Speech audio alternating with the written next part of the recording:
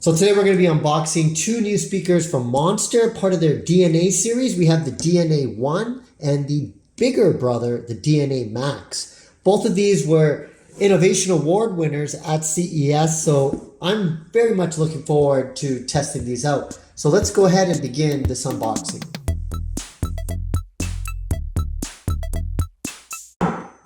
Okay, let's open it up. Hear Monster sound. And here we go. Here is the DNA 1. Taking a look inside. It does come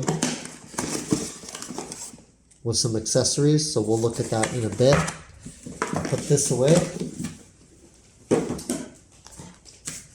And let's go ahead and look at the DNA Max.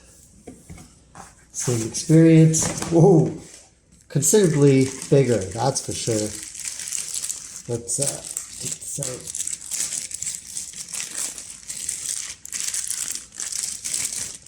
out. Oh yeah, now you can see why they call it the Max. And again, go ahead and take a look at that. So let's go ahead and open this up. So this is the famous 10-watt wireless charging pad. And what's interesting is not only does this charge the speaker, but it's a wireless charging pad, so it should be able to charge pretty much anything else. It also comes with a wrist strap and a charging block. This is a 6-foot cable that doesn't get tangled, so nice addition. So basically the way it works is to charge, you basically just sit it on top while this is plugged in, the wireless charger, and then it's charging. And when you take this off, you can go ahead, grab your phone, and charge your phone at the same time. So you do get a wireless charger with this. Makes a lot of sense. Why have a separate thing when you could have it like that? One thing I wanted to know, and it looks like, yeah, so they're both the same size. So this one's going to be the same size as the one.